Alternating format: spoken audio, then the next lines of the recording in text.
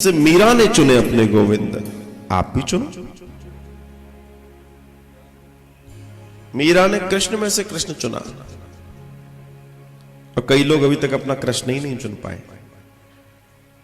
कई लोग होता है, आप तो चुन लिए तो यहां बैठे हो।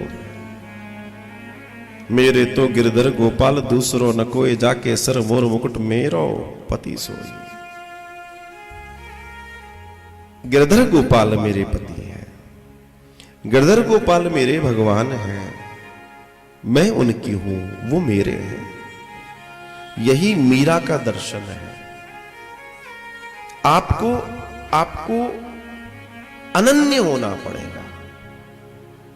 अनन्य भक्ति का शीर्ष है, अनन्यता भक्ति का शीर्ष। आप जब तक अनन्य नहीं होंगे, अनन्य जब अगर आप दीक्षित हैं तो आपके गुरु के दर्पण से आपको ठाकुर जी के दर्शन हो, अगर आप दीक्षित हैं तो। और नहीं तो जो आपके ईष्ट हैं, उनके ईष्ट मींस जो भी है, फिर उसके अलावा कोई ना दिख पाए।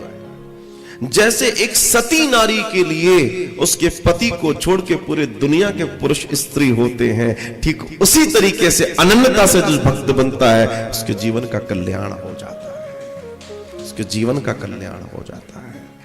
अनन्य बनिए, अनन्य। जीवन के भटकाव दूर होते हैं अनन्य होने से। अनन्यता बहुत आवश्यक है। जिसके जीवन में अनन्यता है उसे गोविंद मिलते हैं, और जिसके जीवन में चंचलता है, भटकाव है। अच्छा, ये चंचलता भटकाव क्यों होता है? भक्ति तो है, ज्ञान वैराग्य नहीं है। ज्ञान वैराग्य जैसे ही पुष्ट हो जाएगा, अनन्यता आ जाएगी। आप एकाकी हो जाओगे, आप स्थिर हो जाओगे, आप सिर्फ एक के हो जाओगे। समझिएगा, मैं ये नहीं कहता, अनन्य का मतलब ये नहीं है कि आपको मालूम है हम गोविंद की पूजा करते हैं, अब तो जी गोविंद के अलावा कोई किसी की बात करे तो उठ के भाग गए। नहीं, ये नहीं करना है। प्रेम गोविंद से करना है, व्यवहार सबसे करना है। व्यवहार तो सबसे किया जा सकता है, प्रेम तो एक ही से होगा ना। प्रेम तो अपने इष्ट से ही होगा। अपने इष्ट से प्रेम कीजिए, अनन्य कीजिए। आपके गुरु के बताए मार्ग पर आंख बंद करके चलते रहिए, क्योंकि वही ईश्वर तक पहुंचने का एकमात्र रास्ता है।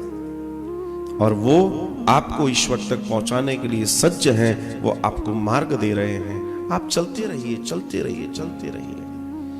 क्योंकि कोई गुरु, कोई सदगुरु, कोई संत, कोई बुद्ध पुरुष ही तो आपको उस मार्ग की दिशा बताएगा, जो उस मार्ग का परिचित है। वो परिचित है उस मार्ग का। वो आपको कहेगा ऐसे नहीं बेटा, ऐसे। ये तुम ऐसे जो कर रहे हो ना, उसको ऐसे नहीं करना। नाम जप ऐसे करना है, पूजा ऐसे करना है, ध्यान की विधि ये है, इसकी समय सारणी ये है, उपवास ऐसे होता है, उपवास क्यों होता है, सारी चीजें, ये चीजें आपको समझनी होंगी, जाननी होंगी। और जो तुम इसको जान गए तो तुम समझ लेना, तुम लोग मीरा मीरा करते तो हैं, लेकिन मीरा क्या है ये समझने की चेष्टा भी की जाए। मीरा की तरह श्रृंगार करने से मीरा नहीं हो जाते। मीरा मीरा है, और कोई मीरा एक ही होती है, दूसरी कोई मीरा नहीं होती। कृष्ण कोई एक ही होता है, दूसरा कोई कृष्ण नहीं होता।